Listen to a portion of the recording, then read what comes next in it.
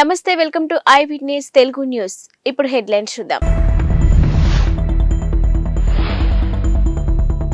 ఢిల్లీలో ఈ మధ్యాహ్నం దీక్షకు దిగుతున్న షర్మిల, శరద్ పవార్ తో భేటీ. విశాఖ టెస్ట్ మ్యాచ్ బ్యాటింగ్ ప్రారంభించిన టీమిండియా. సొంత నిర్ణయాలు తీసుకుని ఉద్యోగాలకు ఎసరు తెచ్చుకోవద్దు హెచ్చరించిన రేవంత్ రెడ్డి. ఏపీసీసీ అధ్యక్షురాలిగా బాధ్యతలను చేపట్టిన షర్మిల రాష్ట్రంలో కాంగ్రెస్ పార్టీకి పూర్వ వైభవం తీసుకొచ్చే దిశగా వడివడిగా అడుగులు వేస్తున్నారు. మొన్నటి వరకు ఉనికిని కోల్పోయినట్టుగా ఉన్న కాంగ్రెస్ పార్టీలో షర్మిల రాక కొత్త హుషారును నింపింది. ఏపీకి ప్రత్యేక హోదా, విభజన హామీలను ఆమె ప్రధాన అస్త్రాలుగా మలుచుకునే ప్రయత్నం చేస్తున్నారు. ఇక ఏపీలో సుడిగాలి పర్యటనలు చేస్తూ ఇప్పటికే వైసీపీ, టీడీపీల పైన విమర్శలు గుప్పిస్తున్నారు షర్మిల. ముఖ్యంగా అధికార వైసీపీని ఆమె పూర్తి స్థాయిలో టార్గెట్ చేస్తున్నారు. దివంగత వైఎస్ఆర్ కు తానే అసలైన వారసురాలినని చెప్పుకునే ప్రయత్నం చేస్తున్నారు. తాజాగా ఆమె తన రాజకీయాన్ని ఢిల్లీకి మార్చారు. ఇక ఏపీకి ప్రత్యేక హోదాను డిమాండ్ చేస్తూ ఢిల్లీలో దీక్ష చేపట్టనున్నారు. విశాఖలో ఇండియా, ఇంగ్లాండ్ జట్ల మధ్య రెండో టెస్ట్ మ్యాచ్ ప్రారంభమైంది. ఇక టాస్ గెలిచిన team India captain Rohit Sharma batting ఎంచుకున్నారు. యశస్వి జైస్వాల్, రోహిత్ శర్మ ఇన్నింగ్స్ ను ప్రారంభించారు. ప్రస్తుతం ఇండియా స్కోర్ 4 ఓవర్లకు 13 పరుగులు.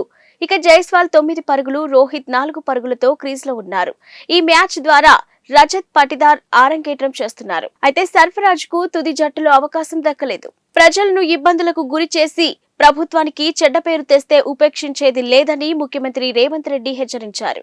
ఇక ప్రభుత్వ అనుమతి లేకుండా తోచినట్టుగా సొంత నిర్ణయాలు తీసుకుంటే కఠిన చర్యలు తప్పవన్నారు. మహబూబ్ నగర్ జిల్లాలోని ఇటీవల రైతుల వ్యవసాయ కనెక్షన్లను తనిఖీ చేయడంపై సీఎం ఆగ్రహం వ్యక్తం చేశారు. నిన్న ప్రజాపాలన దరఖాస్తులపై సచివాలయంలో సీఎం సమీక్ష నిర్వహించారు. ఈ సందర్భంగా వ్యవసాయ కనెక్షన్ల తనిఖీ అంశం చర్చకు వచ్చింది.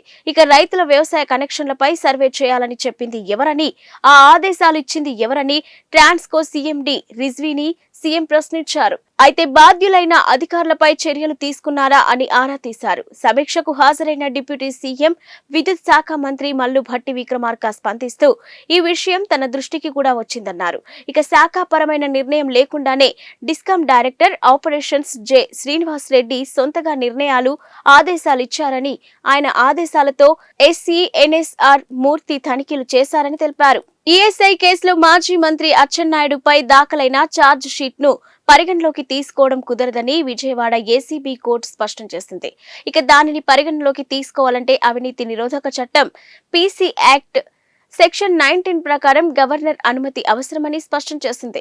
స్పందించిన ఏసీబీ తరఫు న్యాయవాదులు పిపి దుష్యంత్ రెడ్డి, ఆనంద్ జ్యోతి తమ వాదనలు వినిపిస్తూ కేసు నమోదు చేసినప్పటి నుంచి విచారణ జరిగే వరకు ఎప్పుడైనా గవర్నర్ అనుమతి తీసుకోవచ్చని తెలిపారు. ఇక ఏసీబీ కోర్టు న్యాయమూర్తి హిమబిందు స్పందిస్తూ సుప్రీంకోర్టు అలాంటి తీర్పు ఇచ్చి ఉంటే కోర్టుకు సమర్పించాలని కోరుతూ తదుపరి విచారణను ఈ నెల 6వ తేదీకి వాయిదా వేశారు.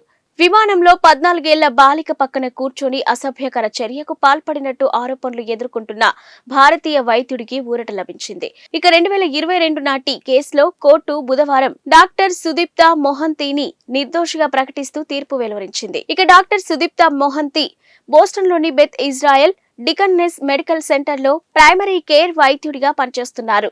2022 మే నెలలో ఆయన హవాయి అమెరికన్ ఫ్లైట్ లో బోస్టన్ నుంచి అమెరికా వస్తున్న సమయంలో పక్క సీట్లో మైనర్ బాలిక వైద్యుడిపై సంచలన ఆరోపణలు చేసింది.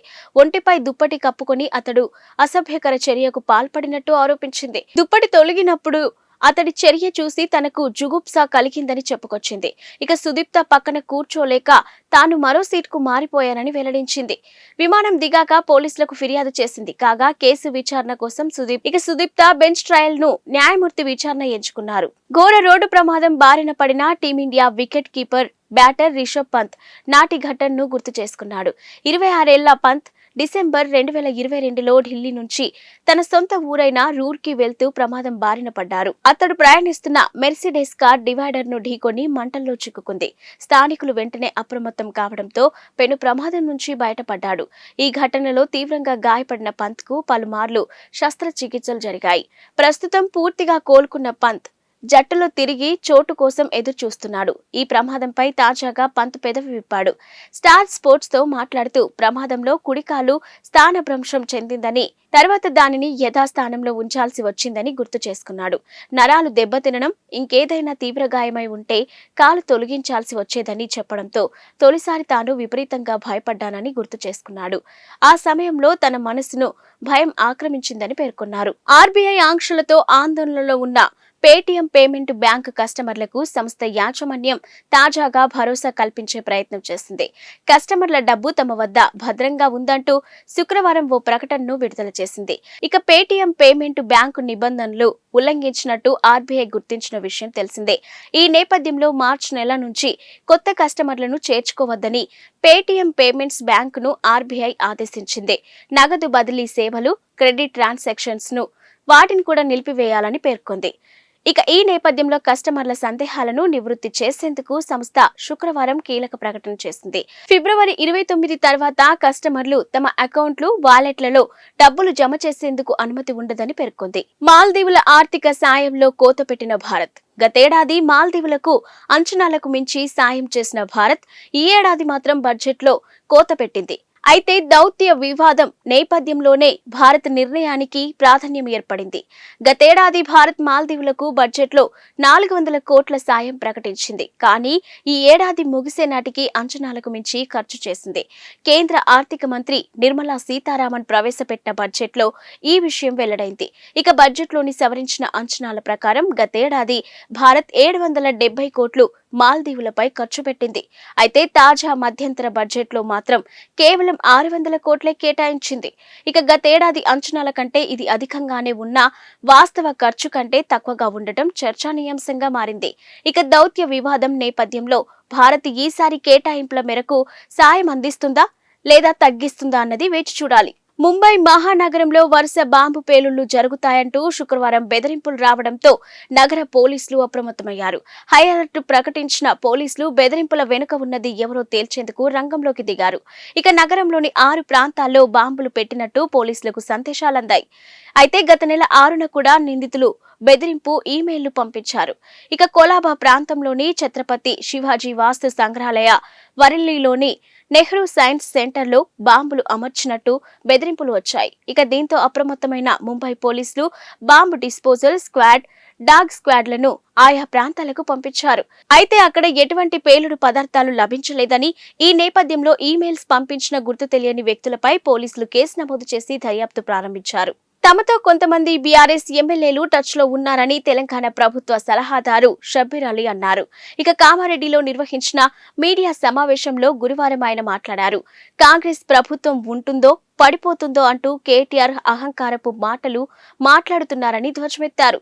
ఇక మేం కనుక ద్వారాలు తెరిస్తే బీఆర్ఎస్ ఖాళీ కావడం ఖాయమని షబ్బీర్ అలీ హెచ్చరించారు. కానీ పార్టీలో చేరికల విషయమై తమ అధిష్టానం ఇప్పుడు వద్దని చెబుతుందన్నారు. ఇక పార్టీ ఫిరాయింపులు వద్దనడం వల్ల ఆగామని, లేదంటే ఇతర పార్టీలకు చెందిన వారు కాంగ్రెస్ లో చేరేందుకు సిద్ధంగా ఉన్నారన్నారు. ఇక రానున్న లోక్సభ ఎన్నికల్లో బీఆర్ఎస్ కు ఒక్క సీటు కూడా రాదన్నారు. పార్లమెంటు ఎన్నికలు బీజేపీ, కాంగ్రెస్ల మధ్యనే పోటీ ఉందని జోస్యం చెప్పారు. ఇక 10 ఏళ్లలో తెలంగాణను కేసీఆర్ కుటుంబం లూటీ చేసిందని ఆరోపించారు.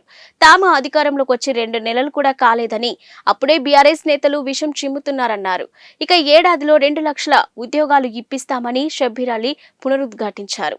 ఇవి ఇప్పటివరకున్న బులెటిన్ అప్డేట్స్.